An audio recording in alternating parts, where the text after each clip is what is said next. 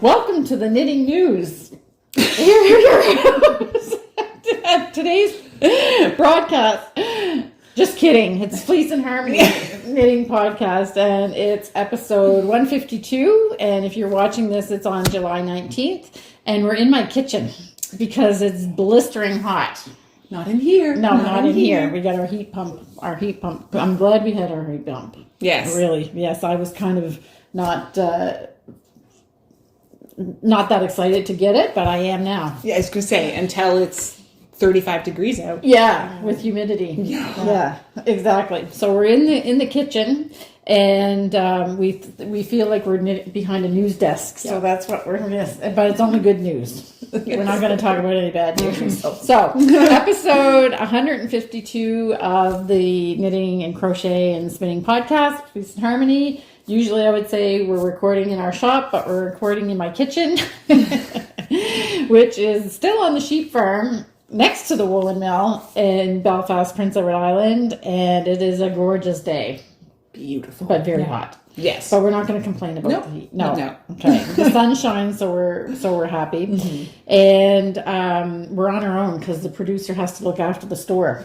So yeah, so if something's a little bit out of frame, forgive us. Yeah, exactly. And we don't have a lot of, we're sitting at my kitchen island, so there's not a lot of room for our stuff. So we're probably going to show stuff and then just throw it to the back on the floor because there's hardly any room.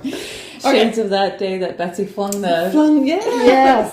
So we're flinging it with love. Yes. So, the first news, as always, we will do a farm update. There's not really much to talk about, except I saw a huge eagle today. Mm-hmm. Yeah, but I'm a little bit worried that I saw the eagle where he was, which I'll talk about. Okay. And we'll do our regular project updates. We have lots of projects. Yeah, it seems like we have things, and things have come out of hibernation.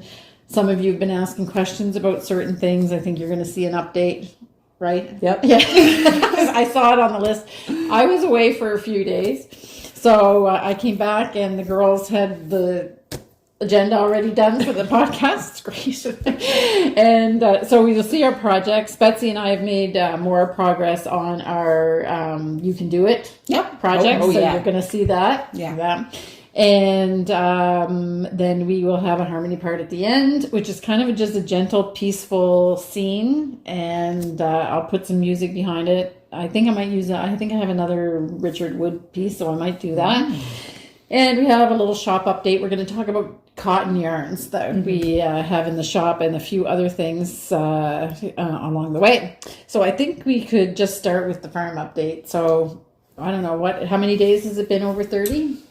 What do you mean? Degrees? Oh, the heat, yes. I don't know. I lost track because anything over 24 hours in my brain starts to turn to mush. So. Oh, okay. Yep, mine too. It's been a few. Yeah. But I think I've been here enough summers now that you seem to get a couple weeks in July and then it settles. Yes. Yeah. So you just gotta, work your way through it. We've been here longer. It's a bit unusual. Yeah, it's pretty warm. Like yesterday in our area, the humidex was 40 degrees, which is very high, and we're not accustomed to that type of humidity and heat. Yeah. So we're all a little droopy. Yeah. And the farmers but there's been rain in between, so the farmers are kind of ecstatic, I think, because everything is growing. Yes, and I heard today that yesterday that some of the crops are like 10 full days ahead of where they are. So all the harvesting is going to be early. We didn't get any strawberries last night. I'm not sure why, but we've been eating strawberries every single day. Well, I think I'd heard that. So Penny's had stopped the U-pick, and then with like the rain and the heat, they were like, actually, never mind, and they started up again. So so they had a couple days off. We had quite a lot of rain. Over the last few days as well. So that's all great. And then I mentioned that we have a big eagle that's been hanging around the farm. It's never really that good when they're hanging around because usually there's something that's keeping them there. And he was sitting in a huge pine tree that we have in our hedgerow that the top came off during Fiona. So it's just like a stump at the top, but the tree is still alive underneath. Unfortunately, that's the same hedgerow where the skunklets were. Oh. So I don't know if he's there because of that. I hope not. I haven't seen them around before he got there. So I think that they moved off. Yeah. But I don't know why he's there. And Ken saw him the other day too. So and the crows are none too happy. No, they don't like it when the big eagles are around. Yes. So it's amazing to me that, I mean, a crow is a big for a bird, but that they will chase it. They'll provoke mob it. them. Yeah. Like I've seen them, the eagle, doing its nice, beautiful soaring, and there's like 2 or 3 crows just coming at it from above. They're pretty spunky, aren't they? Yeah, they're brazen. Yeah, very. And so anyway, I looked around where he was perched up there to see if I could see what was making things interesting, but I couldn't see anything. So I don't know, maybe he's just checking out. Yeah, Ken had cut some grass in the horse field. It borders on the horse field. So Ken had cut some grass there. So maybe he can see some things that are food that are not the skunks, Maybe I hope. a mouse or two. Yeah, maybe. Yeah. So, which reminds me, obviously you can't tolerate a mouse in your house, and you hate mice, don't you? Hate them. You hate so them. creepy. Yeah. And I had pet rats when I was a kid. Oh, okay. Well, I don't like rats either, but I was in preparing the horses. They get a little bit of kibble, which is actually just like their vitamins in the morning. And I was in there in the shed where the rabbits live, and I was kind of preparing that, and I was doing well, and I could hear this little. Oh, I know that. where this is going. No, wait. It's good. It's a good story. And I was like, okay, what is that? It could be maybe the little skunks are back, because they kind of make little mewing noises too. And then I could hear a little rustling, and I was just like, oh, I hope it's whatever it is. I hope it's not a rat. And then I looked down, and we have this, the shed has this really old workbench on it, and it's just, and the studs of the building are behind it. So there's like a little lip, so things didn't fall down in behind. And there, it was actually like if you were drawing the cutest mouse that you could think of, and he had her, I'm going to say it's she. She had her little paws up on the thing, and her nose was just like this, and the sun was shining through her ears, so it was like the pink ear, and you couldn't have drawn it. It looked really sweet. Simone's just like, no. They are really, really cute. Yeah. I will give them that. Yeah, but not in the house. Cute. I don't like them in the house either. No. So anyway, so that's it. So other than that, hot eagles and mice, there's not really much to talk about on the farm. So then we should just move on. And I wanted to, I realized after talking to some people in the shop that some of you watch intermittently. You don't watch every episode. Oh. Well. Sorry. What do you mean? I don't understand this. Yes. So I just wanted to, I put on the agenda to show the blanket block one more time. So in yesterday, last episode, we showed the July block because we released it for July, and we're just going to show it again. Yeah. So this month is the seal. And every which wave. Every which I love way. that name. It's so cute. Yeah, exactly. So that's the blanket block that's on the slate right now. But of course, you can get all of the previous blocks. I think I confused people when I talked about trying to place an order for your blocks last year. Okay, or last time. So the blanket blocks that have been released are all available on the website. And if you haven't joined us with the blanket blocks before, and you need to order them, and you want to order the backlog of blocks, you can put that all on the same order. You can't get access to the ones that we haven't shown yet because it's a mystery blanket. Yes. Just the previous one. I don't even know what the next ones are. What is August? Oh, I remember.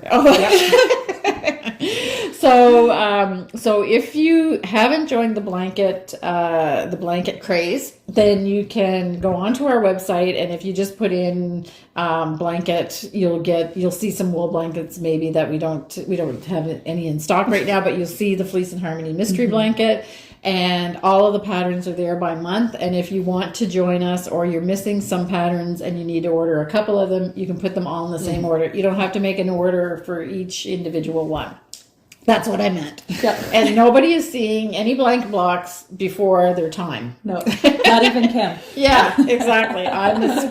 They present them here on the podcast, I'm as surprised as you guys are.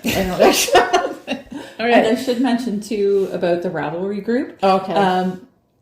We have threads for the blanket blocks, and we love seeing everybody's progress. Yeah. There was one person in particular. They took their own spin on the Every Which Wave, and they put little fish. Oh, I didn't see it. It's really cute. And then another knitter did the blanket block, and they put in a lighthouse with behind the seal. Yeah. Oh, so cool. It's really interesting to see everybody's take and these fun little additions to the project. So if you're kind of on the fence about posting, it's very supportive. So feel free to post your pictures and share with the rest of us. Yeah. We're really excited. I was away for 4 days last week, so I'm kind of behind on looking at Simone manages the Ravelry feed, but I'm always in there looking at it, and I missed those ones. Yeah. Just when it got really exciting. Yeah. It's up on the computer whenever you go in. Yeah, it's true. It is.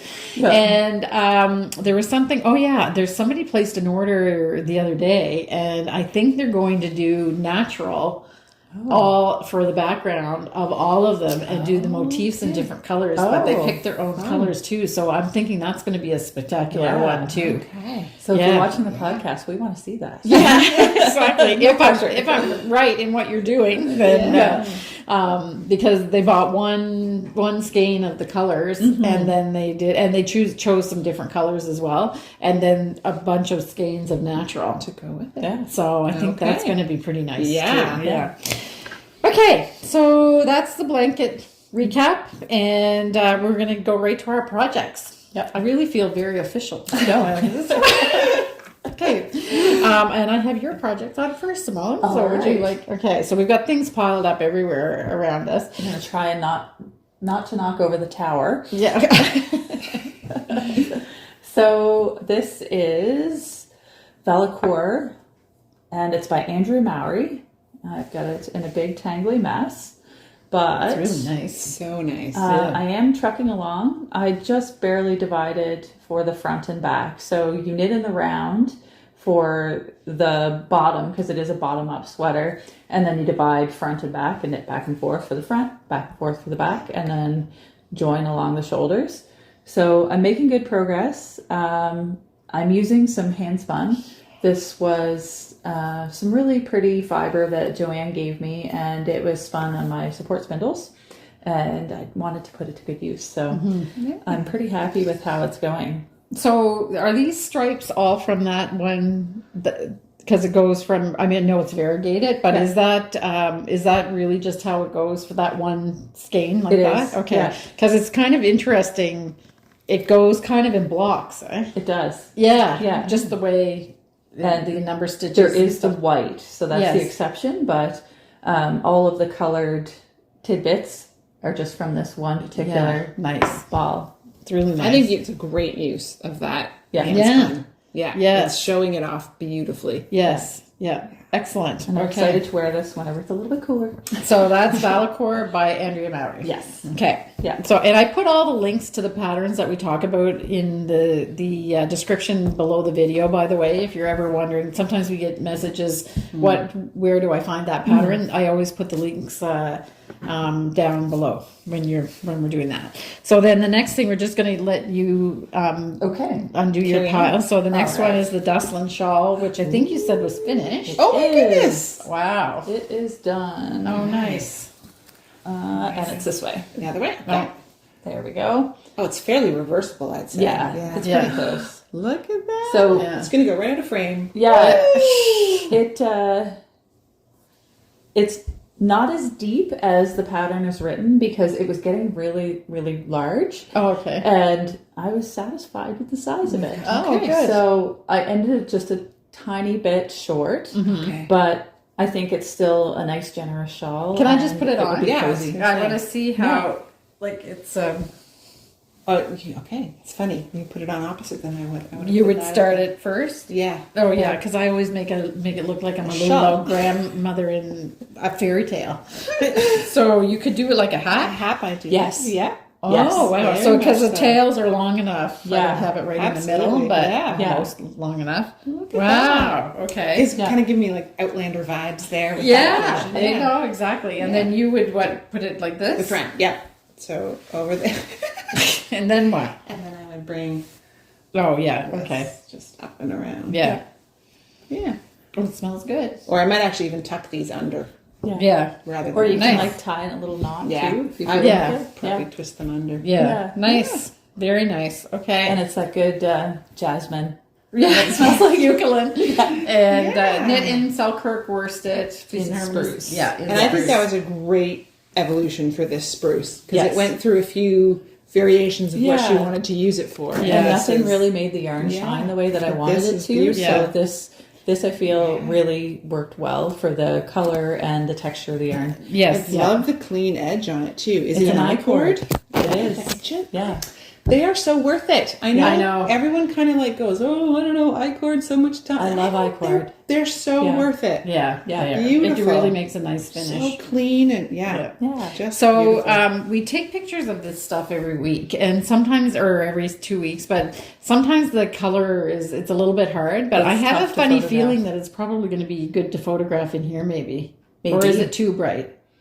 We're gonna give it a try. Okay, so on the nice wood island. yeah, exactly. We might do that. Okay. So yeah, I'm excited to have that finished, and I'm going to mail it out to the recipient this week. Oh, nice. Yeah, Oh, so- good. And is it a surprise? No, she knows it's coming. Oh, Yeah. okay. But it's a comfort shawl. She's been going through chemo, Oh, so okay. I wanted to make her something nice. Oh, Yeah. it's really nice and squishy and It cozy. is, So yeah. that'll be good. Oh, and I hope she's feeling better. Yes. Yeah. Okay. So yeah, we're gonna get Betsy to reach Yep. over there to All good. disappear all the stuff as we go. Okay, and then the next thing is Rioux. Yes. Do you want Betsy to put this away too? Yep, I can put that one over there. Because otherwise, I'll end up with it all across the place, like I did Yeah. earlier last week. Okay. now So this people have been writing, Yes. wondering where Rioux Here is. it So is. Star made a comment about she was just starting out this project, and I have to tell you, Star, that you're the one that really encouraged me to get going again.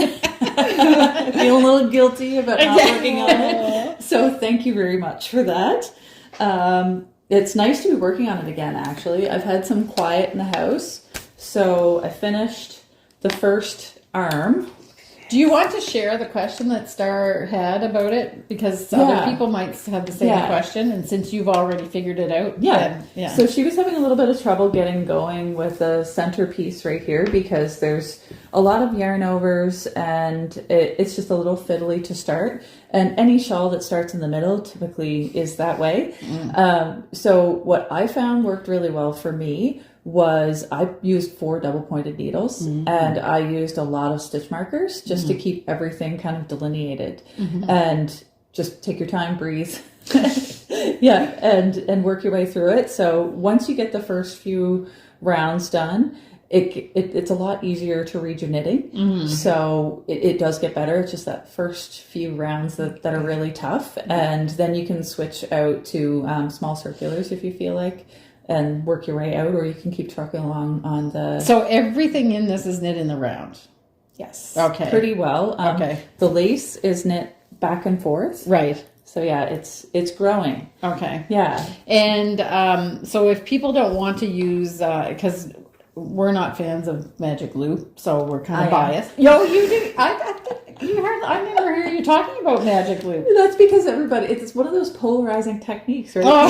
People either love it or they hate it. Well, we're not criticizing. We're just saying I hate it. Yeah. And it's not my friend either. Yeah. It depends upon what it is. So if it's color work in the round, I tend to like small circulars. But Okay. if I'm going to be knitting a sock, Yeah. and there's no color work, I will usually use just magic loop because I find it easy and efficient. Oh, okay. Yeah. So I think that you're right. There's a place for the different techniques, even though, so there's a different, and I had a conversation with somebody last week about short circulars, double points and whatever. So like we always say, the more tools you have in your toolbox, it's all good. But I tried doing a whole project on magic loop, and I didn't really like it. But I do kind of like the half magic loop when I get down to. So I use small circulars if I have a small circumference. Yeah. And I don't mind using double points, but I rarely want to get up and get my double points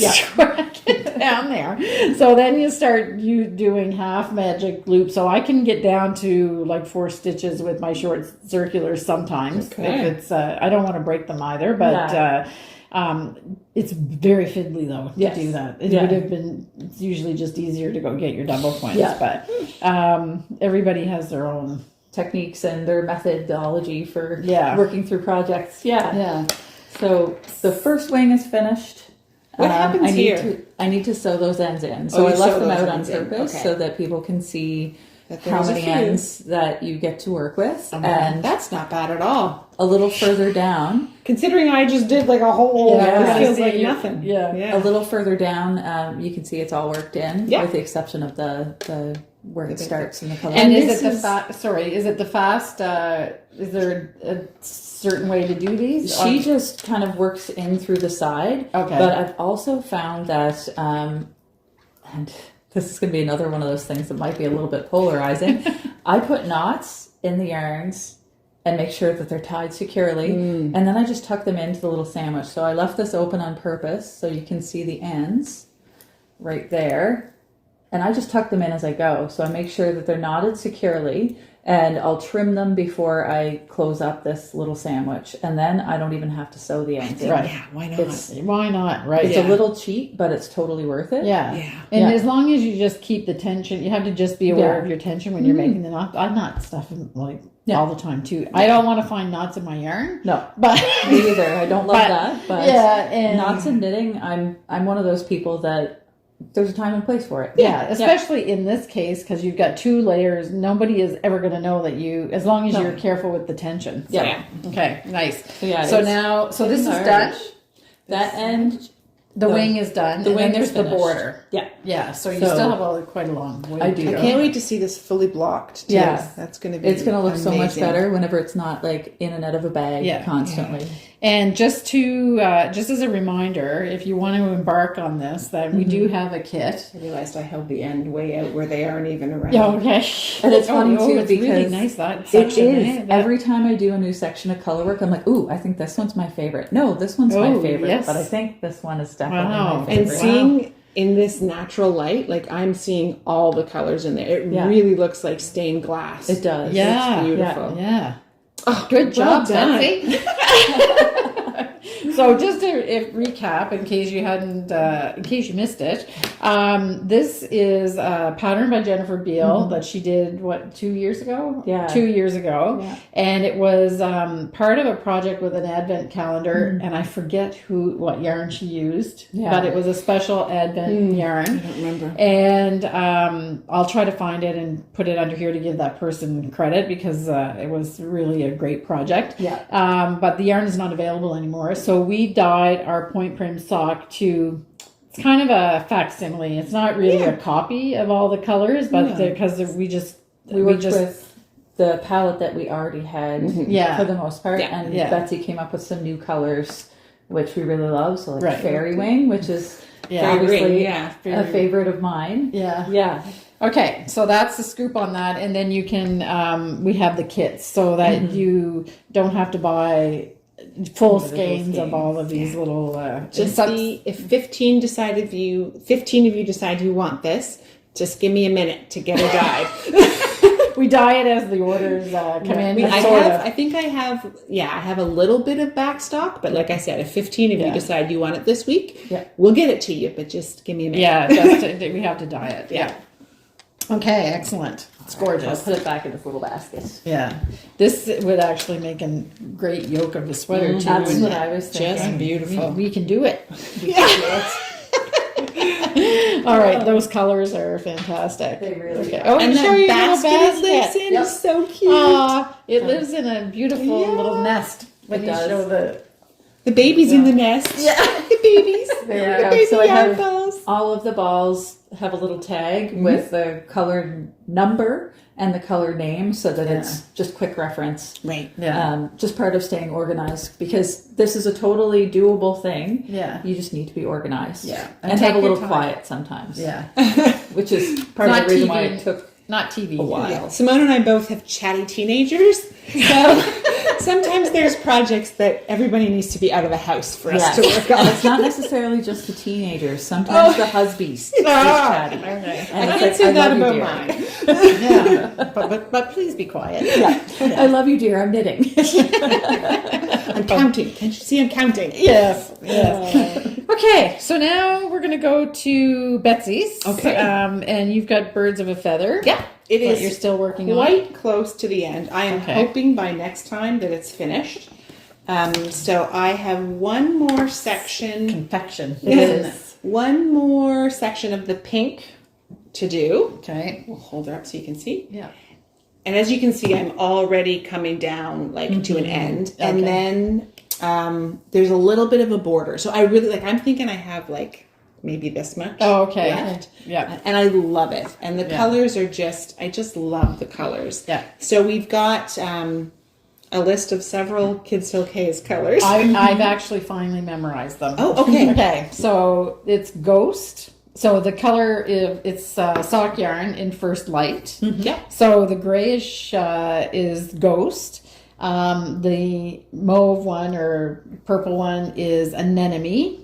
And then it's Apricot, Crown Jewel, and then you repeat. Yeah. And then you repeat. Exactly. And that's in Rowan Kids Yeah. Silkhaze. And I'm loving it with the First Light, and it's just squishy So and cushy, soft. and Yeah. So I'm quite happy with it. Nice. So I had made another one, and then I wanted to do this one because I still wanted to do the kid silk. And my first one, I didn't use a large enough needle to really embrace the Oh, yeah? giving it. Oh, okay. Yeah, The it's airiness. nice, but it's Yeah. not as airy and light Okay. as this one. So, Okay. yeah. Lovely. This is beautiful. Yeah.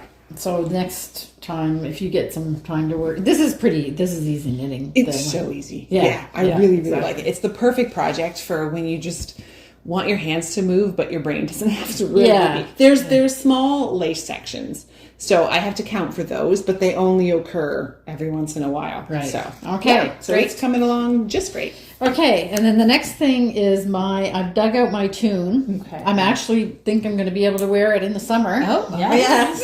So, this is made from Rowan Summer Light DK 4-ply, and we're going to do a little feature on Rowan cotton yarns afterwards because we've been getting some questions and everything. So this is just a little tank and tank top. So I have the back has been done since last year. It's being knit in a navy ink and blossom, so a light pink. Sometimes I was looking at the pictures that we did, it looks almost white, but it's actually a very, very soft pink called blossom, and the navy is navy ink in Summer Light 4-ply, and I am just one row away from starting the shaping for the sleeves. So you can see on the back, it's way down here. It curls because it has an I-cord edging around it too, right? It does. When you're finished. It's not I-cord, it's garter edge. Oh, okay. Yeah, I'll probably but do you an can I-cord. do the I-cord. I'm going to do I-cord probably. I'm not a big fan of the garter edge for some reason. Anyway, done it. so that's it. So now it's close. So now it's just going to get smaller. And because this is the front, it starts, the neck piece starts sooner than it did on the back, obviously. So I think it's The neck should comes go up quite faster. high on this one, right? Is it just a little scoop to your neck collarbone. Yeah. Yeah. It's actually 30 or 33 rows lower than the back. Oh, okay. So it is a little bit. a little bit dense. Yeah, Yeah, Little exactly. scoop. Yeah. Okay, so that's that, and this is totally TV knitting. It's pretty hard to do too many rows, and you'll Yeah. quickly see it if you do. Yes, and the only thing you have to be careful of is that when you have to have the right number of rows, which I usually don't pay any attention to the row count because I'm go by measuring. But in this case, your rows are going to need to match up when you sew it. So Yeah. so that's that. So that's tune. But then at the same time, when you go to sew it up, you have like this perfect guideline. Yes, You know exactly where to go. Yeah, exactly. And I was a little bit frightened that my tension, because of a big break between when I started, I was like, but it seems like it's all going to work. I kind of did a little test to see that everything's going to line up. It's going to be fine. And I have to say, with that project, because I knit one last year, mattress stitch with the sides of that is like magic. Like, it's so perfect. You line everything up and it's just neat and tidy, and I loved it. Yeah. I'm going to talk a little bit about it with my You Can Do It. Oh, okay. Perfect. Yeah. All right, great. So I think that's all the knitting. Did I miss anything? Nope. No? Okay. So now we're going to talk about some crochet. So Betsy, you're up first. Oh, okay. Do you want to do the Violet Garden Oh, first, sure. or- There's really not much to show. Okay. So I'm into the second half, which didn't really grow hardly at all. Okay. I've lost, where is it? This way, I think. Yeah. So it's just inputting these, but right now I'm doing like a little production mode. Okay. So I do all the way up to the last round, and then a little single round of purple, and then I join as I go. Okay. Right onto the project. Okay. And do you have the other part of it here? Or I didn't no, even we bring didn't it. have her- I didn't yeah. even bring So it, she's yeah. got another big piece like this. Right, yeah. If you haven't seen this before, and we still don't know what's going to go in the middle. Nope, haven't figured it out. Can't force it. Just All you right. know, enjoying what I'm doing and picking up what I want to work on when I want to work on it, Yeah. and I'll get there. I'll Yeah. get to it. So, Okay. yeah. So this is amethyst brooch and autumn birch on our Roseberry Rambouillet, Yes. which is a limited one, so they're not available. But we have these colors on sock. We have it on worsted, so definitely available if you like those colors. And there's a little bit of Rambouillet left, but not much. And that special one will be over. Okay. And I'm really excited to see the next thing on the list because I haven't seen it. You have the the Calla Calla lilies. yes. So Betsy's been doing. So here they oh are. wow, a flower project. I've been working on creating a full bouquet, and so these are the Calla lilies. Beautiful. This week, really simple. So they were fun to make because they Yes. didn't take much time at all. Okay. And then So you've made lavender. I'll bring the whole bouquet once it's finished. But Okay. yes, I've done lavender. I did a rose. I've got the Calla lilies. I have a narcissus coming up. Oh. I haven't shown yet. We'll show that one next time. Dandelions in there. Yeah. And then I've decided no. I'm going to have to fix that. My glue let go. Oh, okay. And then, that's okay. No worries. Okay. And then I have decided I need greenery. So I'm going to do some leaves. The detail on this, I know. it's fantastic. I'm just So fun. And it's by a company called, I've looked into it now and actually read about it, a company called Hook OK. They are a group of crocheters out of China that they originally started, I think, actually making the bouquets and selling the bouquets, but they're now posting and selling their patterns. Okay. So first I was like, my goodness, this is prolific. How is she pumping them out yes, this fast? I went on the website. Yeah, there's so like, many. And then I realized it's a team of about 5 or 6 of them that are working okay. together to create these patterns. And another one came out today. What did they release? Oh, what's it called? Oh, I can't forget. Anyway, I was like, oh, okay, I'm not done yet. I'm going to have to keep going because I just love them. They're so fun to do and so pretty. Yeah, So, they're nice. So I don't know. It's a toss up. The lavender was my favorite, but these are gorgeous. And I'm finding beautiful. the simpler ones are the ones that I'm attracted to. I like the rose in a way, but I'm shying away from the ones that are actually quite large and bulky. Yeah. With Well, a it was bunch pretty of petals. heavy too. Yeah, and I'm liking the simpler ones. So I have to say the lavender still has my heart. me too. Yeah. And I may have made a few more lavender just to fill in. Oh, okay. And then we have a local lady here who's just opened a lavender labyrinth that you can walk through. And so I was like, maybe I'll have to make her a crocheted bouquet. Although maybe she won't want crochet when she has fields of the real deal. Yes, Anyway. I forget how many I ran into her at an event for the Tourism Association, and she was telling me, Oh, it's but that's like hundreds. Oh no, it was in the thousands. Oh, she's in the thousands. Yeah, Okay. 1,500. I think she said Plants. she's got plants that just of the lavender. But then I think she has other flowers there. Oh, too. she grows and sells like bouquets that you can purchase for weddings and all. I saw her at a farmer's market this past weekend. Beautiful. She was doing a rare color of sweet pea is what she had this week. So it's just gorgeous. Okay. So do we remember what her farm is? Red Sands Floral Farm. Okay. Yes. We'll look it up and confirm. Yeah. So we'll put a link, but obviously she's not going to ship anything anywhere. No. So it's a local thing, but in case you're interested to look and see what she's doing, They're just beautiful. Xandra is her name. She was also confirming, you were saying, sorry, I cut you off there. Xandra is her name. Yeah. That stuff's ahead. She's got full, beautiful sunflowers already, which for July, you usually don't think of sunflowers in July, but stuff is just growing. So her idea is that she's got this lavender labyrinth, say that 10 times fast, and it's kind of like a serenity place that you go and you relax and get in tune with nature a little bit, and it's called the Lavender Labyrinth. And I think even 100% of her proceeds from it are going to the Canadian Mental Health Association. Oh, okay. Yeah. Excellent. Yeah, she's doing something really great. Yeah. And then she's got the Red Sands Floral Farm. Yes. Okay. Yes. All right. So we'll put links in the description below because she deserves a little call out. We think. And her real flowers are completely inspiring me to carry on. Oh yeah. To make your more garden. crochet the crochet ones. Yes. Okay. I will enjoy her real flowers and I will crochet. Yeah. Great. Okay. So then Wallflowers. Okay. Ooh. So I finished all of and we have the Wallflowers right there. I'm thinking you can see it, it's the progress. So the last thing that I did was all of these it's called the daisy chain, these parts. Yeah. So that is how that's all going to look on that. And next I have to do these dark flowers. So, and these so this is only the second stage of these. I guess you'll have to take a picture of this. So these flowers are going to be similar to these flat ones here. And then they're going, so now what's happened with all those little daisies that I've put in, it's starting to look like a rectangle now. So now this is actually part of the border, I would say. So you have these big flowers that are going to insert here where there's gaps. I'm assuming one goes there.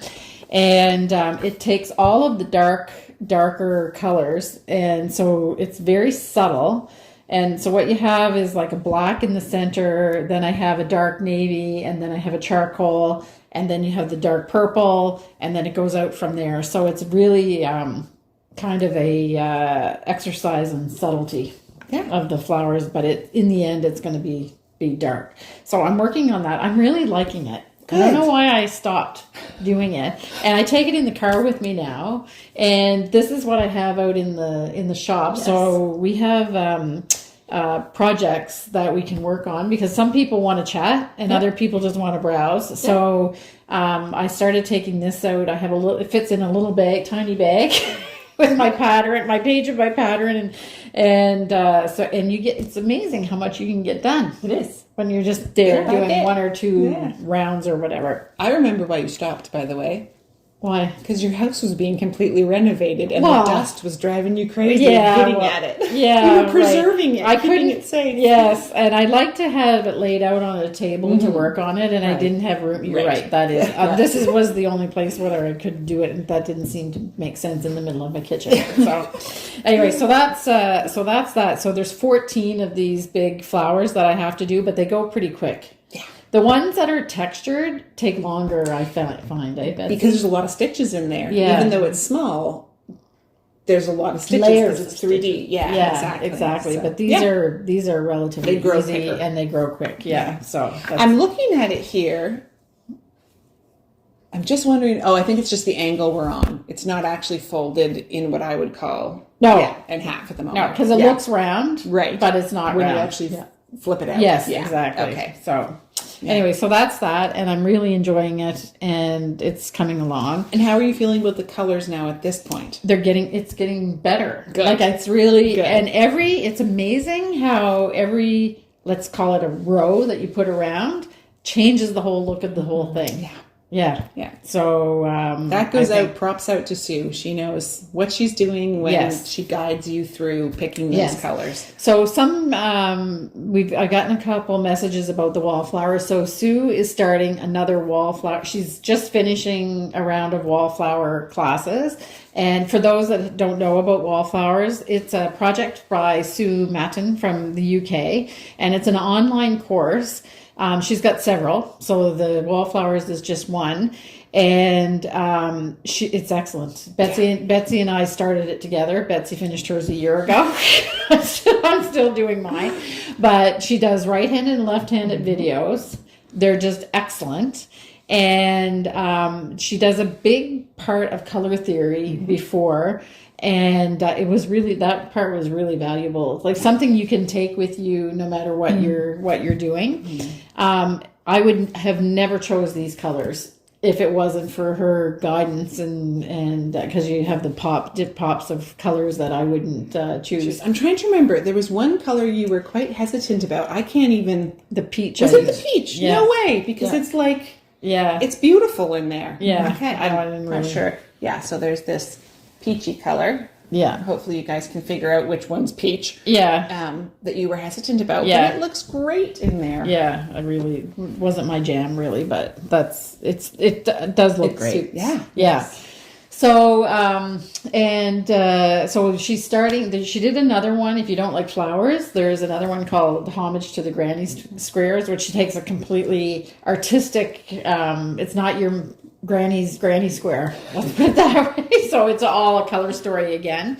And we are an official stockist for Felted Tweed if you're using Felted Tweed in the projects, and that continues on. So I just renewed it again for the next round of classes. If you want to join, you'll have to sign up for the class. But I would recommend that you don't buy your colors of your yarn until you go through that first chapter. So you're probably, like 2 weeks in before you really need... It might even almost be 3 before. Yeah, I'm trying to think of what you cover first. Yeah. Also, I'm usually a big proponent for, using what you love and what you have. But there is something about the Felted Tweed in this project that just... water paints it all together. So I wouldn't usually say, do it, but do it. You mean something different? No, something different.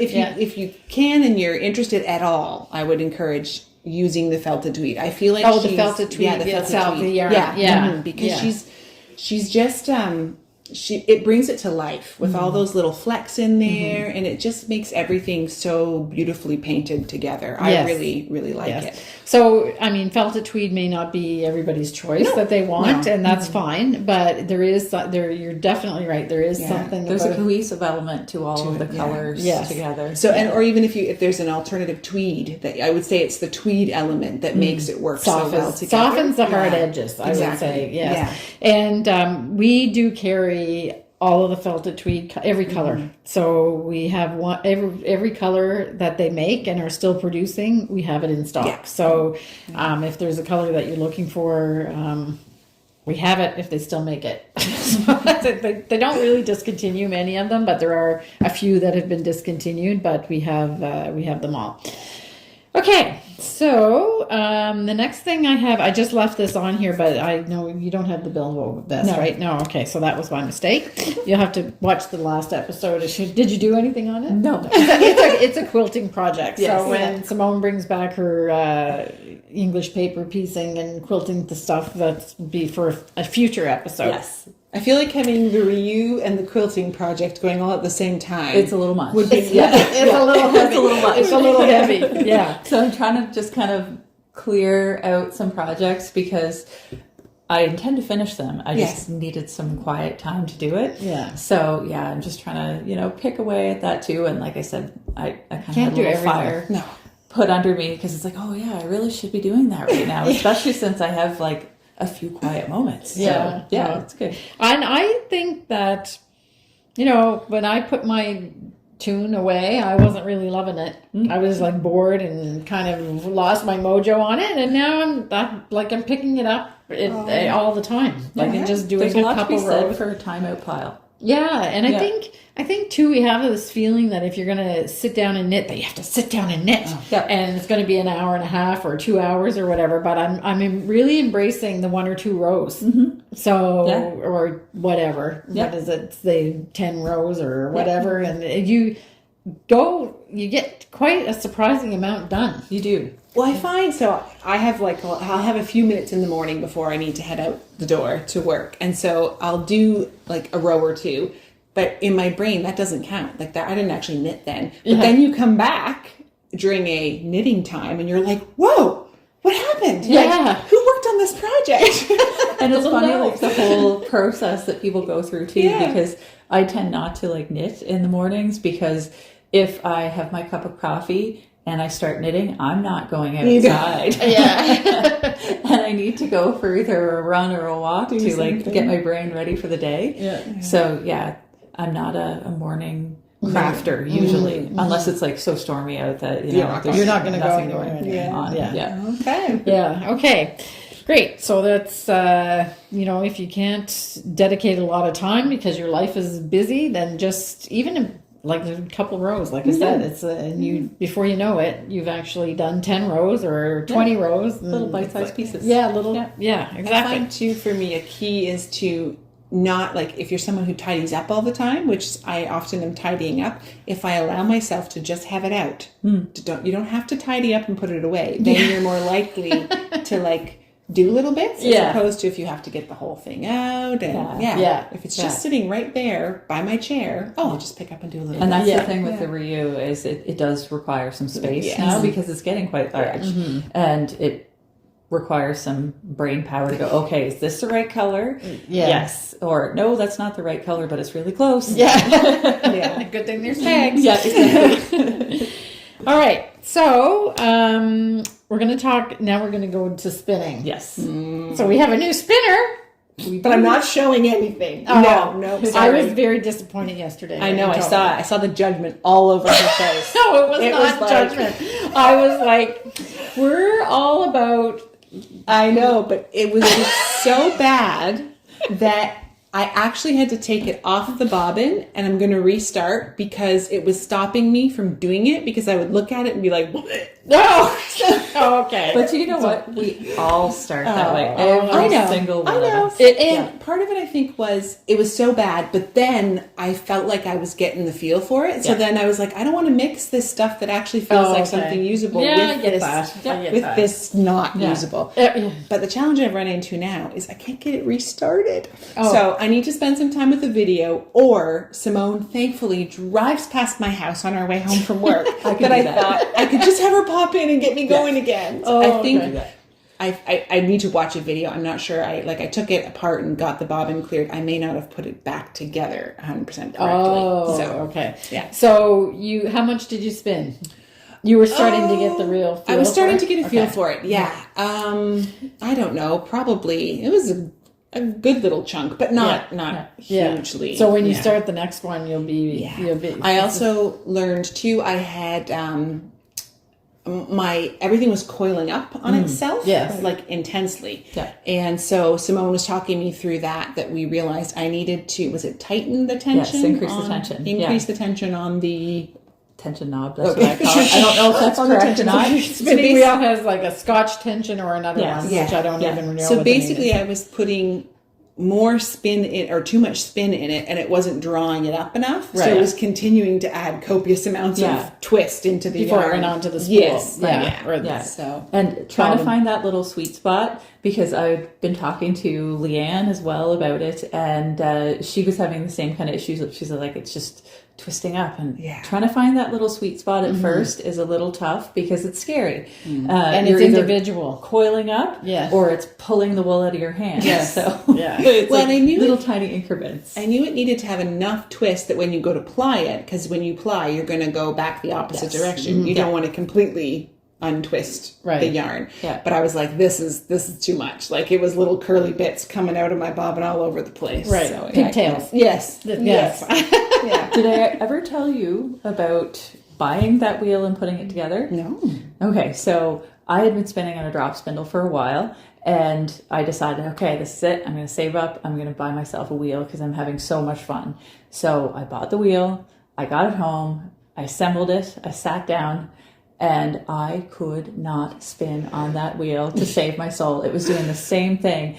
And I actually started to cry. Because I thought, I spent all this money on a wheel and there's no way I can use it. But I just needed to like calm down, step away from it, take a little break. And I'm not going to lie, a glass of wine certainly helped. And I'm blessed with a friend who has loaned me the wheel, so I don't have to feel that panic about the wheel. I was feeling, because she also very generously gave me some wool to work with, Shetland wool. And so I did have to get over the like, oh my gosh, I'm wasting Simone's wool. I'm wasting Simone's wool. This is so bad. It's never going to be yarn. But once I let that go, I think that's when I actually was like, oh, okay, I'm starting to feel the flow. Yes. And you know, I think that you can talk about spinning for as much as you want and show people, but it really is a game that you have to feel. Yes. Oh, yeah. I think of all the things that we do, it's one of the ones that you really just have to practice it enough until you get the feel. Yeah, and I'm totally like, oh yeah, I got it. 10 seconds, I'm going to, oh, nope, okay. All right, let's just shake it off. Let's go again. I'm like, oh, wait, I'm up to 15 seconds. But you know what? I still have that happen. And I've been spinning for 17-ish years. Yeah. So I still have times where, if I'm trying out a new breed or something like that, I have trouble just finding the groove of that particular fiber. So it'll go right out of my hand. Yeah. Or like where I'm suddenly my hands have gotten too close and I'm like, oh, fight. Yeah. I think I should be forcing. I'm like ripping the fiber and then I'm like, I spread it out and then all of a sudden, I'm too far. I'm doing long draw. I actually noticed that. I'm like, why am I way back here? Okay, let it feed in. At that point, I've got so much twist in it. That's a tension thing too. So, and when I started, we had multiple lessons, and I knew the theory, but then there's the things that you don't know that you can change. So it's one thing like getting it going at a way that it's been set up, but then how do you adjust it? If you want something different, how do you adjust it? And that's all just part of I'm only getting there now, where I know, so I have to do this or I have to do that or whatever. So this is where I encourage you to reach out to your community. Yes. I'm preaching to myself here. I'm such an independent learner which is partially why I also won't show you my very beginning steps. Because I'm also a proud independent learner. So I actually have to tell myself, just ask Simone. Just ask her. She's right there. You'll see her at work. So it's good to be able to do that and just bounce things off. Because I really did learn to knit during COVID where I wasn't really talking to anyone. So it was all videos. But now I'm like, I could search for half an hour for the perfect video. Or I could ask Simone. And that's the wonderful thing about crafting is, whenever we pick up a new skill, chances are very, very high that, everybody that is proficient at that skill has already made these mistakes multiple times. Yes. I think that's one thing that I've learned is that you're not inventing any of the mistakes. No. People have done that before and they're like, oh, this is what I did and, fix it. Or, oh, I really went off the rails here. Yeah. Great. Okay, so we need to show our projects. I didn't take my wheel with me to go visit my mom, so I don't really have much done, but I do have something enlightening to talk about. So I'm going to go first. So we talked about this beautiful cashmere merino that I'm spinning now. And I have this much done. So the first bobbin is done, and this is a fractal. So this is the tip to tip part. And now I'm just spinning this honking big load here. And I was saying that I couldn't believe that I wasn't just loving this because it's kind of like, it's not the easiest thing to spin. So I did a little bit of a search and I found this video. I am going to try to find it again because I want to give credit to the person that talked about it. And somebody commented on the comments as well that there's if it's heavily dyed merino, it's not that, it makes it more difficult to spin. Yeah. So I would say that this is pretty heavily dyed. There's some really dark, Really saturated spots in it. But this person did a YouTube video of just steaming it. Oh. Yes. So she just puts a colander on a pot of water, and she was putting something that looked very much like this, and this is what I was complaining about, because there's these little neps and stuff like that. I don't think the steaming takes that out, but it's kind of like it's not matted or felted, but it feels like it is. Yeah. So she put a rope or whatever on in the colander that looked exactly like this, and it just went fluffed. And she said you'll find that your spinning will be like 100 times more enjoyable. So that's what I'm going to do with this. Cool. Which before you sense. try that, oops, sorry. Go ahead, no, maybe try also spinning from the other end and see if it's possibly what they call a directional fiber. Oh, because sometimes I've come across them the odd time. It's not a really common thing, but sometimes it's due to the scaling on the actual fiber itself. So if you're spinning from the quote unquote wrong end, you're fighting the scaling. And if you switch it other end, it just glides. So the scales just kind of pass each other. So that's something to think about too. I knew nothing of that. And I just thought of it right now whenever we were talking about fighting it. So okay, well maybe I'll do that. So and then steam it, because I want to see that. Well, she shows it on the video. She puts it in the colander and it just goes poof like that, and then she shows it. It looks what goes in the colander looks exactly like this, different colors, but exactly like this kind of matted whatever, like something sucked on it. That's what it looks like. And got a hold of it. I got a hold of it. And then it was this beautiful, fluffy, open. So you could see right away it was going to probably be easier. So I'll try that directional thing before I do it, just to see if that does help it. But I think I'm going to steam it anyway. Yeah. And she said it's really good when you have lots of braids that have been tightly braided for a long time, and they just need to be opened up, and that was the case with this. So that's my spinning. Not much. I'm going to get about as much done on this tour de fleece that I did last one. But that's okay, because you're spinning. Yes, and that's all that exactly. matters. Yes, except now I'm doing crochet flowers when I have 5 minutes in the thing, whereas in the mill, but before I was doing this, my wheel is out there. All about working on what you want to work on at that moment. Yeah, exactly. Forcing it just gets unenjoyable. Well, it makes it work. It does. Not fun or craft or whatever. And crafting's supposed to be for the joy of it. Yes, you exactly. Regimented production. Right. And I have the confidence and comfort to know I will come back to something. So I don't worry too much when I set something aside, because or I'm also comfortable with I'm setting this aside forever. Yeah. Yep, me too. Yeah. And there's something very freeing about that, when you're like, you know what, this project just isn't working. It's beautiful, but it's not for me. Yeah, exactly. I just have one project right now, the lovely shawl, that I haven't 100% decided, but I've decided that that's okay that I haven't decided. It's just going to wait till I decide. I know that's a lot of work, but it is nice. I know. And that's what I think I'm struggling with. That's a crocheted shawl that has very intricate flowers, and there's 75 of them. So there's that little bit of me that's just like hasn't fully let go. And so I was going to like make myself let go. And then I'm like, no, just, it can rest. Yeah. It can rest. Yeah, it can rest for a long time. Exactly. If you want. Yeah. Okay, I've got merino in my nose. Okay, so what do you have, Simone? You've got a beautiful new spindle. I did. Look at that. So, did you have that on the last episode? I didn't. No. Okay. So that's a piece of art. Spindle. Yes, it's hand carved by Alan Berry, and it's got a blue heron and some cattails on it. I'm very excited about it. Yeah.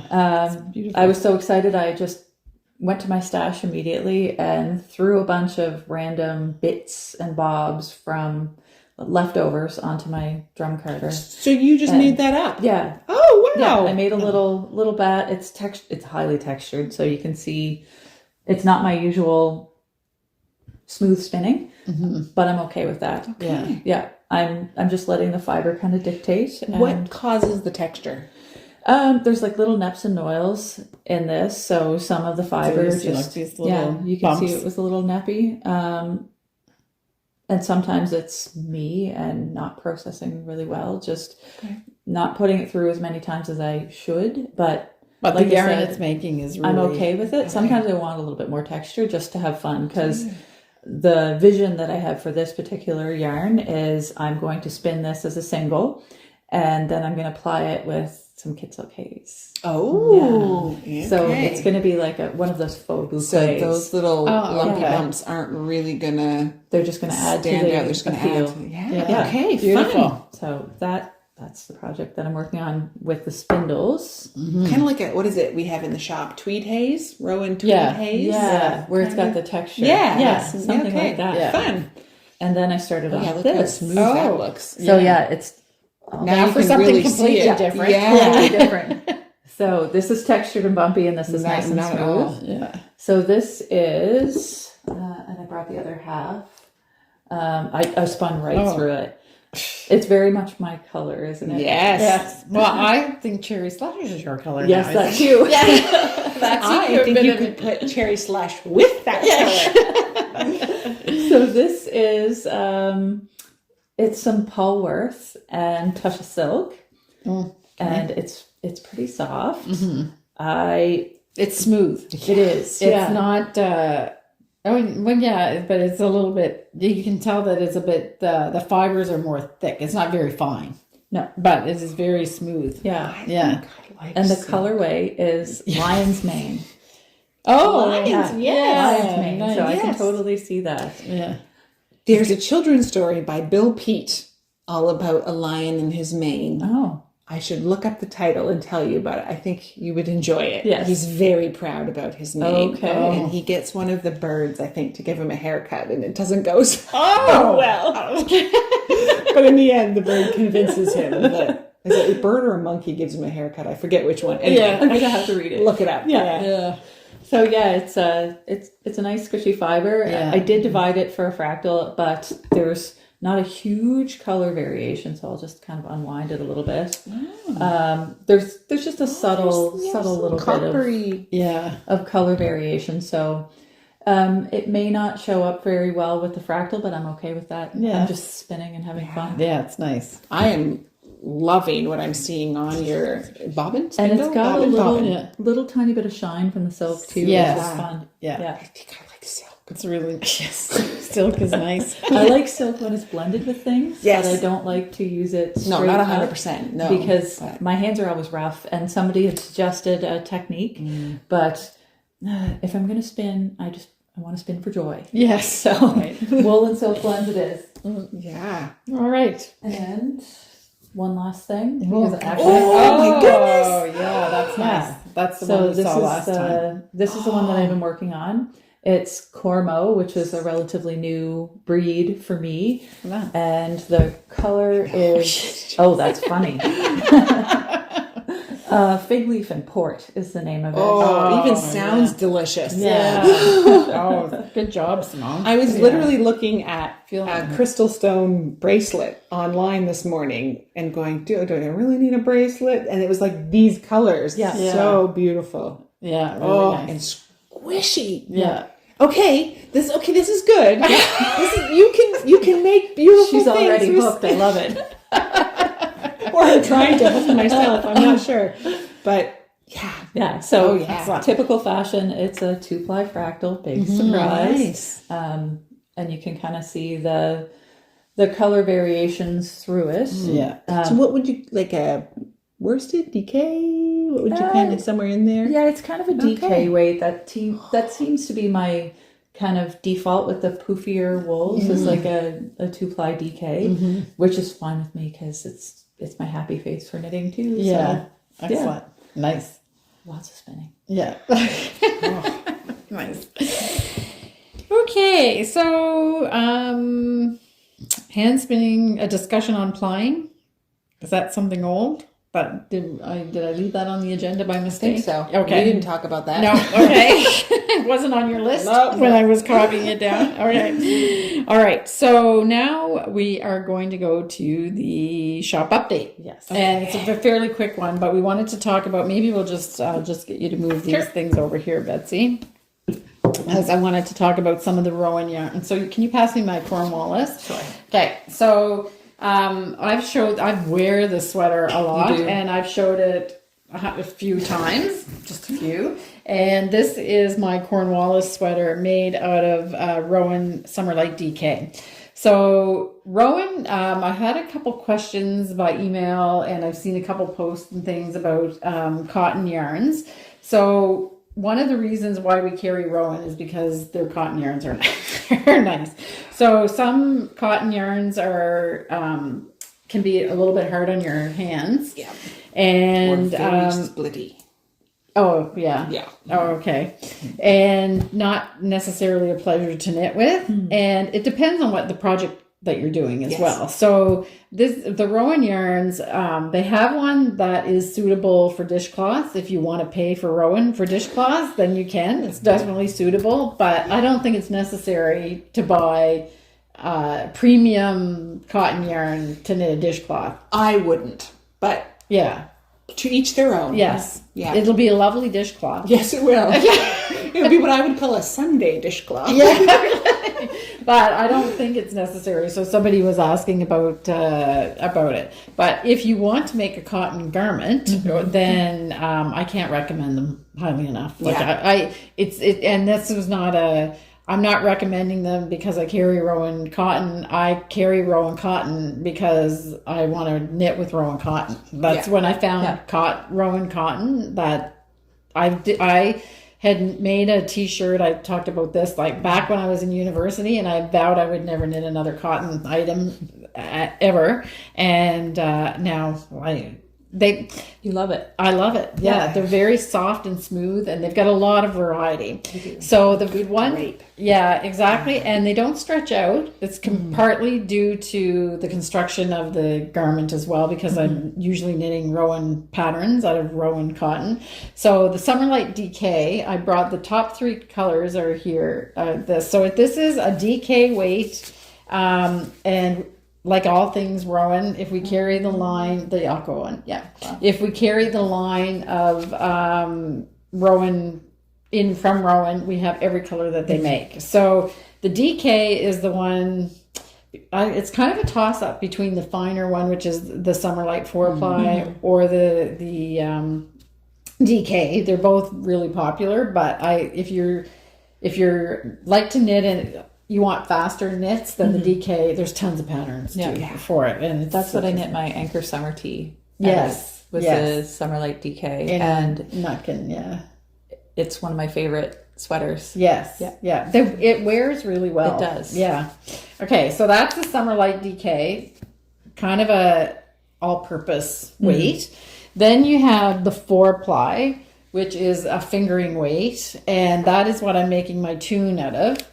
And it has a very similar, maybe I just brought 2. Yeah. Again, we have every color, and it is it's quite fine. I'm knitting mine on a 2.75 needle, my tune. Yeah. You knit yours on a larger size, I think it was 3 or 3.25. Yeah. And it had a really nice drape to it. I liked it a lot. Exactly. So I wanted a little bit more of a denser fabric, but it feels exactly the same as the Summerlight DK, but in a fingering weight. And then the next one that they have is the hand knit cotton, and they have lots of garments that are designed in this cotton as well. And this would be the one that if you wanted to do a dishcloth with a Rowan yarn, then would be the one. It's also for amigurumi if you want as well, but I'm not sure that you want to. You can probably get one of the. It just depends on how large of your end product you want to be. So basically for my amigurumi, what I do is, depending on how large I want the end product, I just choose a larger yarn or a thinner yarn for that. So tighter, knitting tighter. Yep. So the thing that I like about all of these, the hand knit cotton, the 4-ply, and the DK, is that wouldn't mistake them for a wool yarn, but they knit as easily as a wool yarn, I would say. Yeah. I don't know. Is that the way? How do you describe it? Yeah, they're not fighting against you. No, I find that sometimes with the plant-based fibers, my hands get tired. Yeah. And I don't find that as much with the Rowan cottons. And I've recently knit with hand knit cotton. That was the Agapanthus. Yes. Okay. And that was a real pleasure to knit. Yeah. I really enjoyed that because it kind of moved on the needles more like a wool does. Yeah, that's what I mean. It's not, you can't mistake it for wool, but it seems to play nice. Yeah, I would still say, like, if you're a loose knitter on metal needles, you're still going to find it slippy. Yeah. And if you're a tight knitter, sometimes I found and I thought, I'll put it on bamboo. Then it almost got like I was too tight. So then I needed to adjust like my needle size a bit it might take a little bit of tweaking to find that perfect combination, but once you've got it, then it goes nice. Use like we carry the Leica driftwood, like a that might be a polished wood. It would be better than a bamboo, that would be this kind of thing. Then there is, I find this like a weird little yarn, but it's what all of my flowers that you've been seeing are made out of. So they also have a mercerized cotton, or what you would call a pearl cotton, I think, in some places. And this is the cotton glacé. It's very densely spun, really great for those flowers, turning out really beautifully. Yeah. They have fantastic colors in it, and they all have like just a kind of a little bit of a luster. I would say that if you knit them very tightly, you get a pretty stiff garment, though. You definitely need to get your gauge right with these ones. Yes, exactly. Yeah. But we sell quite a lot of this for knitted knockers. Oh, too, because it's very durable and smooth, and they have fantastic colors in this. They do. Yeah, they really do. Yeah, and we have them all, so you can get them all.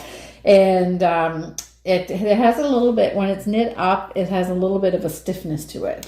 Which I have to admit, I don't know, like, it'd be interesting to know how that would be after a couple wears and washes, right? Like it might, because cotton can soften up quite a bit. So I have to admit, I haven't tested to find out how it would react. Yeah. So as an example, my Cornwallis sweater is like a sweatshirt. It's very loose and very soft and fluid.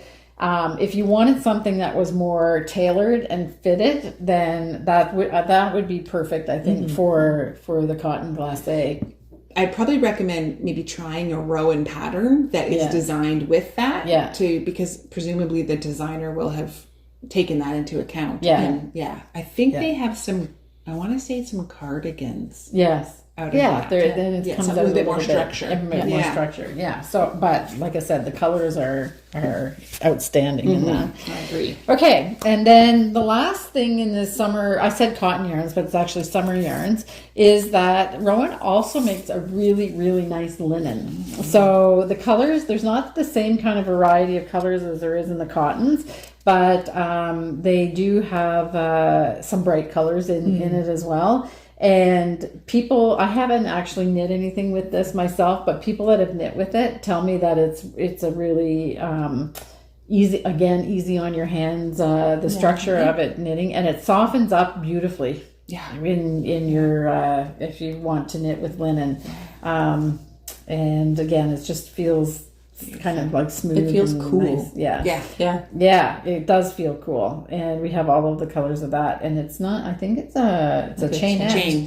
It's a chainette structure. Which is fantastic. You won't get those breaks then the same that you can sometimes with the plant fiber. Yeah.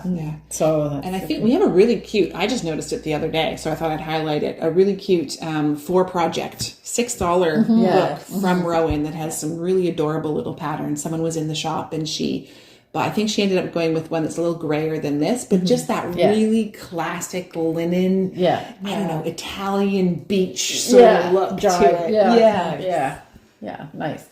Okay, so that's what we wanted to talk about for the shop, the yarns for the shop update.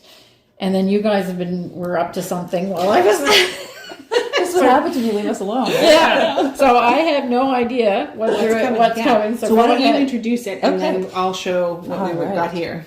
So something Betsy has mentioned a couple of times is that she's interested in knitting her first pair of socks.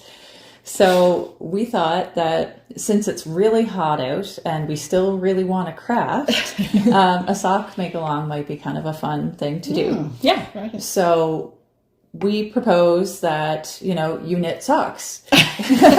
So any sock patterns that you have in mind, we're going to set up make-along threads in the Ravelry group, and we may figure out some prizes. We will see. We just dreamed this up before we came out this morning, so that's why the details are a little hazy. You leave them alone for 10 minutes, and another great idea pops out. That's great. So it will be through the Ravelry group. So if you're not a member of the group, we really encourage you to join, because we do some fun things in there. Yeah. And we'll structure it the same way as we did for the Marie Wallen. So we'll have a chat thread, and then we'll have a thread just for the finished projects. Yeah.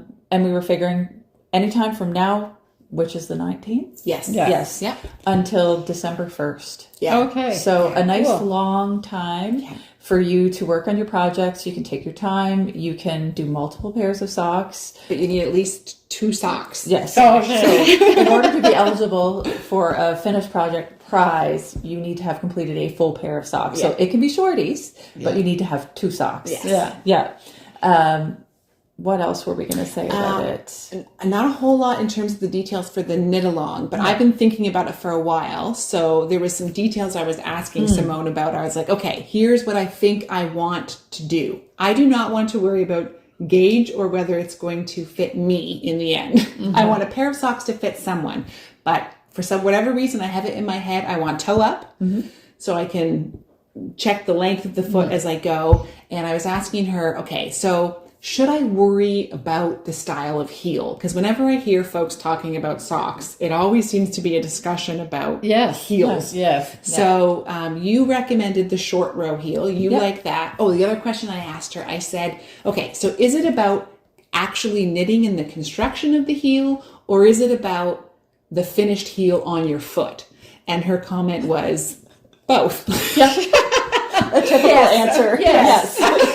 So I figured, okay, I'm not going to worry about how it fits just yet, since I've never even made a sock and I don't know if I have a weird foot or not. So I just know they're big. That's all I know for sure about my feet, which is why I want the toe up. Right. So you suggested the short row, Right. and I said, okay, I'm not afraid of short rows. I'll give that a try. Yeah. So I'm gonna try and find a toe up, short row, not color work. Yeah. And I think I already want to start right out of the gate holding Kid Silk and our point prim together. Oh, okay. And that would make a decadent, wonderful, cozy sock, and it would also be really durable. Well, and I think part of that is driven by, I imagine my hand knit socks for when I get home from work and switch into cozy mode, as opposed to, I'm not sure I bought into that I actually want to wear them for hard wearing yet, because I feel like I will be sacrificing a beautiful garment to roughness, and I'm just not there yet. Yeah. So my first pair I want to be like house socks. cozy house socks. Yeah.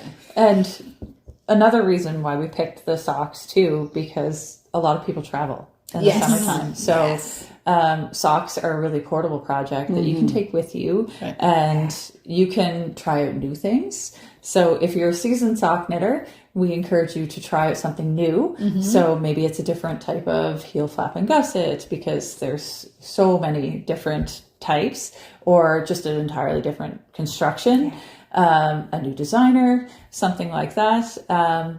Just experiment. And if you're new and always wanted to knit socks but haven't just taken the leap yet, join in, because we can all learn together. Exactly. Yeah. Oh, cool. I think for me, it's been like, so because I have large feet for a lady, it's hard to find shoes. So I've just gone and assumed that my feet have always been difficult to dress. So then what's going to be the same thing with hand knitted socks, which is ridiculous because I can adjust and make those changes. So I'm ready to dig in and get started. Right. So, Cool. So we have a few books in the shop. If you are looking for patterns, we've got Rowan's sock collection, which actually has some gorgeous sock yarn to go along with it. Love the colorways they have in this. And then we also have the saltwater ladies. They have their saltwater socks. I think I'm correct in saying these are, I think mostly worsted weight. Yes. More of a traditional work sock. They do put cute little details in them, but have that. The original intent was that these would go out and, you know, serve a purpose. Yeah, kind of idea. exactly. Then we have the Lina has the 52 weeks. So it's hiding the title there. Yeah. That's okay. That's 52 the first weeks of one, socks. Yeah. So how many are actually in 52? 52. Yeah. Yeah. 52 patterns. Yeah. In a beautiful book. Yes. I love linen. So I love the linen cover. Yeah. And then we also have the 52 weeks of socks volume 2. Yes. So Yeah. 104. Lots to choose from. Yeah. So we've got Rowan sock in the shop. We also have our point prim sock, which all of us love. Yeah. We've used it for everything, for me, everything but socks. Yes. I have mitts, I have a shirt. Yeah. So it's time for some socks out of our point prim sock. And you can check out, you did Hollingbourne out of the 52 weeks of socks, Yes. right? Yes. That was a Charlotte Stone pattern. Yes. And we did have her Charming Colorwork socks, but I think we sold the last copy. Yeah, and I don't think I can get it right now. But if I'll reorder it if I because that is a really great book. It is. Yeah. And But she did contribute to 52 She weeks, did. volume 1, right? Yeah. Yeah. And I've knit probably, I want to say 5 pairs of her socks. Oh, They're really? really fun. Yeah. Okay. So if you're looking for like a little bit of color work or full on color work, they're the cat's meow. Yeah. She does have really cute designs. Yeah. I'm not there yet. Let's just start with something straightforward, Betsy. Right. Also, I think I'm going to do mine, or at least attempt to, on double points, 4 or 5. I work with 5. 50% driven because I really want an excuse to get one of those little or to make one of those little needle holders. Oh, and you put them on and it clips shut. I have the little plastic snaps. I have fabric, so maybe I'll sit down and sew up. It's a whole crafting rabbit hole. I know. It's like starting from scratch. I'm excited. Even the case. Yeah. Oh, good. Yeah. Fun. All right. So I've knit 2 pairs of socks. My very first pair of socks was full on color work that my floats were so tight that the person that received them as a gift couldn't even put their calf into them. So that wasn't a very good success. And then I knit a full size, pair of hose for bagpiping. Yes. Oh, Yeah, wow. which Yes. turned out really well. Yeah. But then after that, I'm not really a sock knitter. So maybe I should challenge myself to actually. I love homemade socks, but or knitted socks, but I wear other people have knit for me. And what was the one that you showed me not last week, the week before? It was named after a type of tea. Oh, oolong. Yes. Yeah. Yes. Yeah. So those were cute, and they actually have like a little ruffle at the top if you wanted to do that. Yeah. Or you can skip the ruffle and just do these like pretty like interlocking leaves. Yes. Yeah. She had a vest as well. Yeah. Yeah. Maybe, Kim, you need to challenge yourself to just do a simple pair of socks. Yeah. Well, what I'm really intrigued about is that for me, I don't really like the heel and gusset thing. That's where people get stuck, but I didn't really have a problem with that. But what I'd like to explore is the different types of heels. Like, what is it? Eye of the partridge. Partridge, and then there's what slip stitch heel. Slip stitch is what I usually do. There's the in the 2 pairs. Fish lips kiss heel. Yeah. The short row heel. I'm not sure if those are the same because I don't really. Oh, there's that afterthought heel. I've also Afterthought done heel. Oh, There's a hat heel, and then there's a fleagle heel. Oh, so there's all sorts of. There's a heel for every day of the week. Yeah, exactly. Yeah. 52 weeks of heels. Yeah. Exactly. So let's see if I'll see how I get with my tune if I join in. Well, I have till December. Yeah, December 1st. Yeah. Okay. So lots of time. All right. So boy, we're really chatty. Yeah. This is long, you guys. Sorry, but Because it's so much cooler in here. exactly. Anyway, we had a lot to catch up on. Oh, and I should say too, for the full details, we will put up a Ravelry post. I'll do that either today or tomorrow, but it will definitely be done by the time that the episode airs, so you can get all the details and all the nitty gritty. And we want to know how you're knitting them. Yes. Short circulars, magic loop, or double Toe ply. up, top down. Heels, the deep. What are you doing? Yeah. Okay. So Betsy, we can do it. Oh, yeah. I forgot about that Yes. section. We can done it. You can done it. Okay. All right. Oh, you're gonna. All right. Okay. So I'm excited. I'll show mine first because yours is a reveal and mine is a progress. So I'm just going to show how this all got started. So this is my 20-year-old Costco sweater that I bought that I just wanted in another color that I never thought I would be able to get. And again, I don't need to replace it, but I wanted it in another color. But then my mother found this exact same one that she's been coveting for 20 years. And I got to saw it in person last week, and it is amazing. It is like brand new. Wow. And it's got to be 20 years old. Somebody had it and obviously didn't wear it. So this is what I wanted to try to recreate.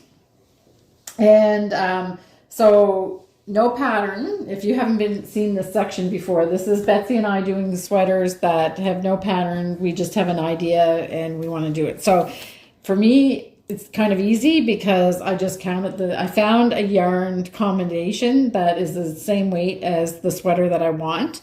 And I just had to count up the stitches and basically do it. So I finished, this is the back, up until the point where I would have to start doing the color work. And in the last episode, we figured out that it would probably be safer to do the front to the same point and the sleeves to a certain point before we started with the color work and doing things. So what I've done here is the original sweater has a very slight waist shaping. So I've done that.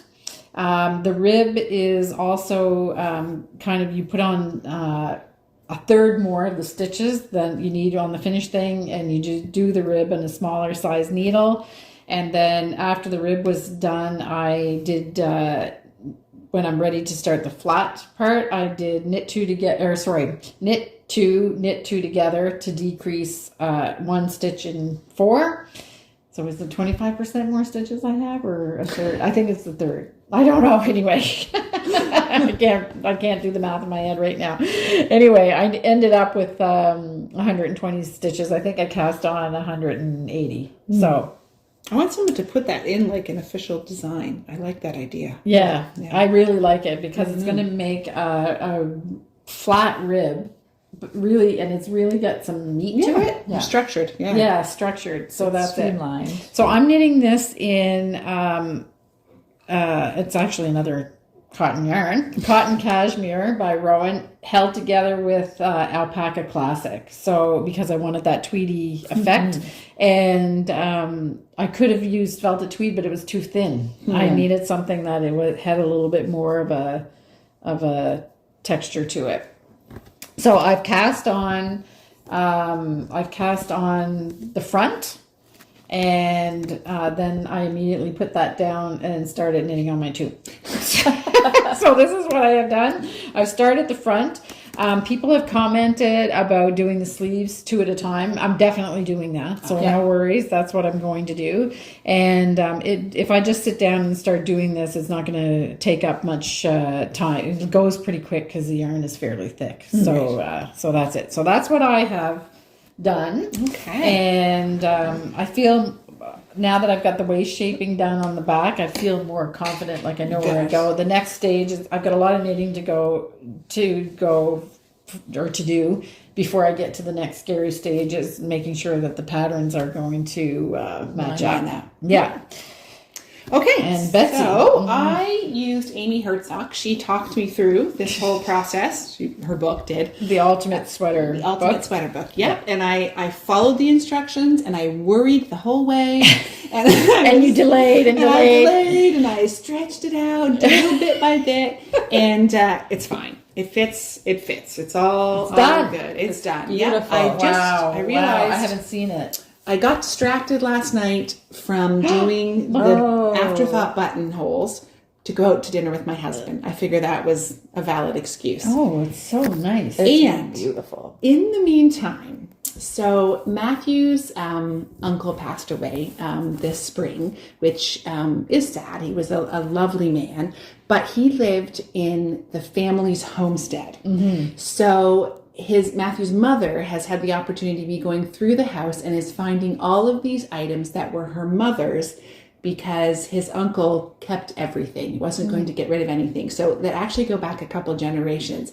So I very delightedly inherited a button jar, which has been so fantastic. I'm getting goosebumps. Yeah. We've all sat around the dinner table, poured it out, went through it, looked at them all, gathered them up. My oldest daughter then went through and sorted them in some color families for me. And So these buttons come out of Matthew's, his grandmother or his great grandmother. I'm not exactly sure. Her button jar. So to be able to add those to my sweater was just perfect. Yeah. So yeah. Oh, lovely. So it's come together lovely.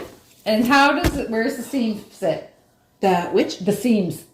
What do you mean? Because there was a discussion in the last episode. I did mattress stitch. Is that what you mean? No. But you made the front bigger. Yeah. It does wrap around a bit, but it doesn't matter because I can't see it. Yeah. It's on the back, so it's fine. So it does. Yeah, it's not directly down center of my sides. It is around the back a little bit, but I think it's actually kind of cool. Okay. So you've got this sort of look. Going on. Oh, okay. On the back. Oh, okay. Yeah. So it's not where you expected because Not quite. the last discussion we had about it was you were not sure if you actually had 2 inches or 4 inches. I definitely have the 4 inches. Oh, okay.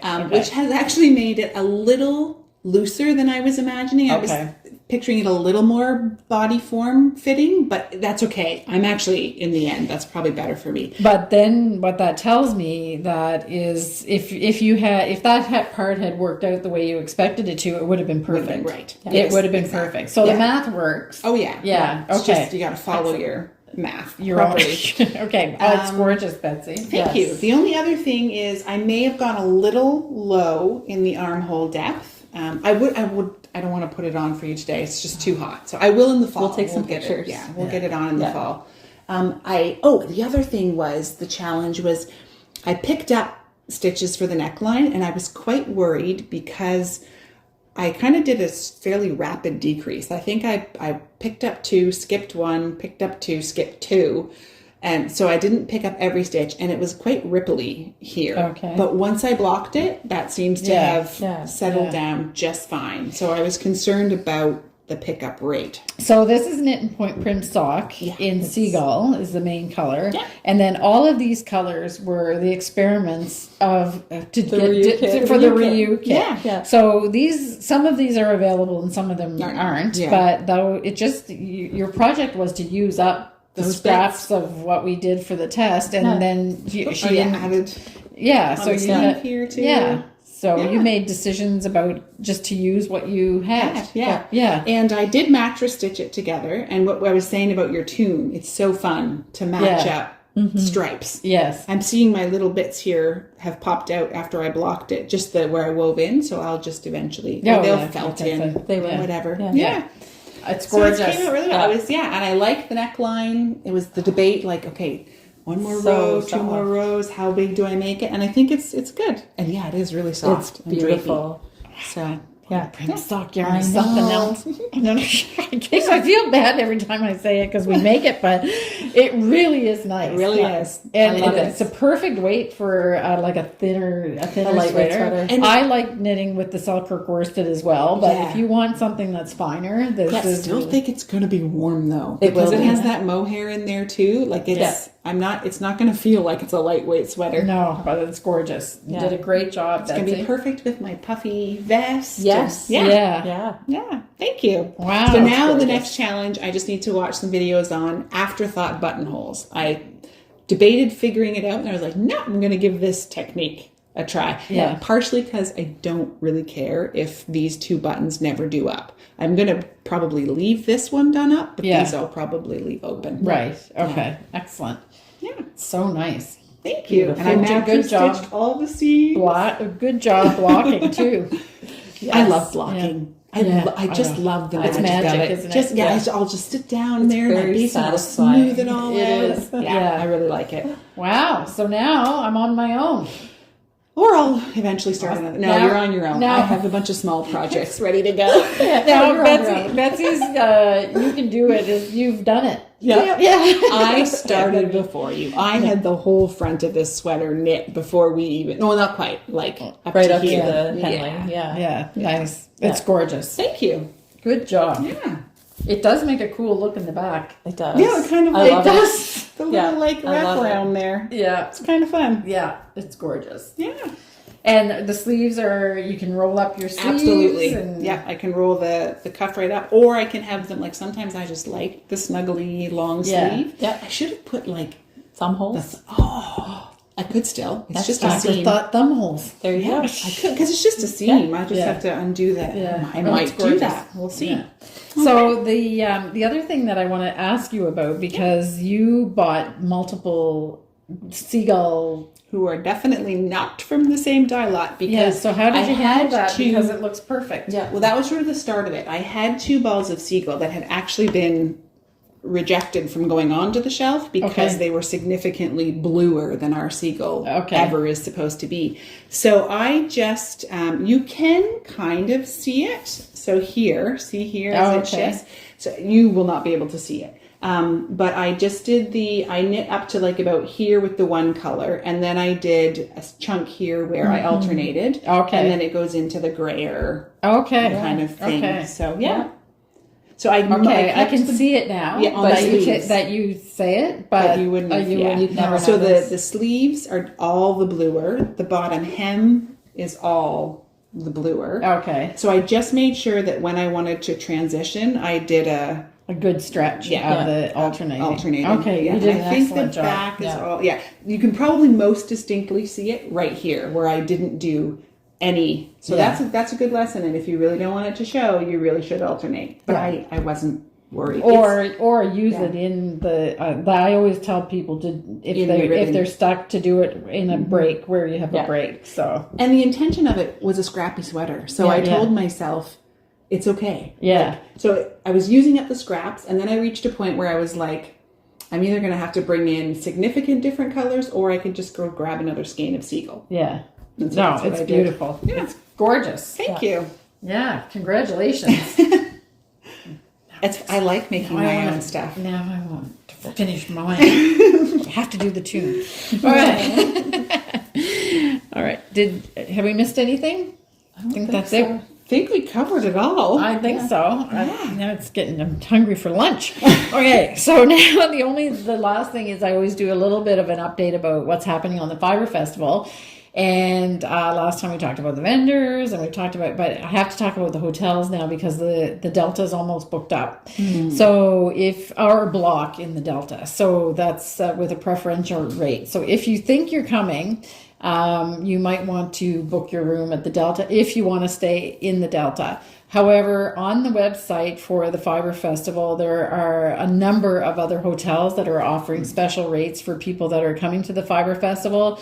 You should probably start to check those out sooner than later, if you want to stay in a hotel.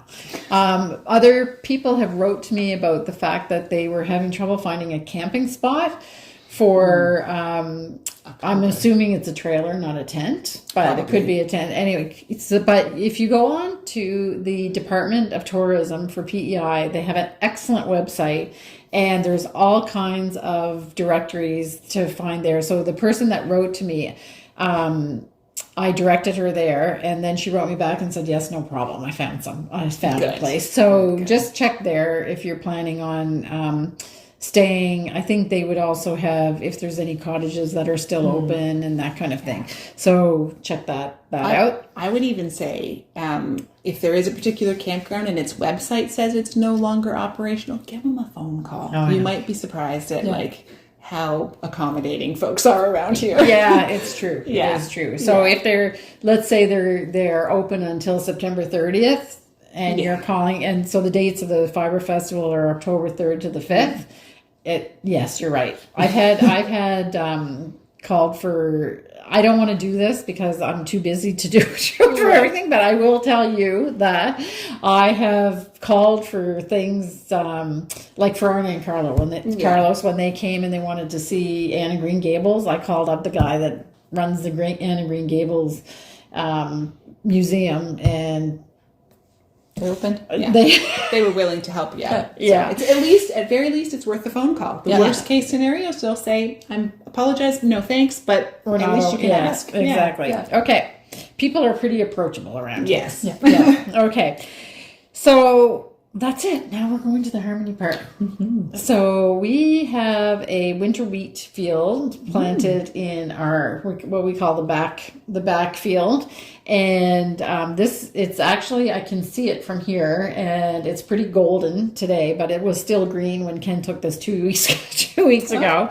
So we are actually going to, so winter wheat, for those that don't know what it is it's usually like a ground, almost like a ground cover to protect the fields during the winter, because you plant it in the fall. So you harvest whatever is on the field, and then you plant it in winter wheat right away. Mm-hmm. And then the winter wheat comes up and it looks like grass on the field. Mm-hmm. And then the minute spring hits, it takes off. So it's overwinter wheat. Yeah. Yeah. So it has an early start, and it's ripening. This is a bit early even because the field's almost ripe. So 2 weeks ago, Ken took this video and it was green. So I'll put some, I think I still have a couple of tunes from Richard Wood, who is going to be doing the toe tapping evening for the Fibre Festival. And he gave me some music that I could use behind videos. And I think I still have one kind of peaceful one that I will put in this video. If I don't have one that's suitable for the video, then I'll find another piece of music. But if you're listening to fiddle music, it's Richard Wood, PEI fiddler. So with that, we're going to wish you lots of joy in doing all of your crafting things, and we hope you're really busy doing things that you enjoy. Yes. Yeah. So have a great 2 weeks, and we'll see you next time. Bye.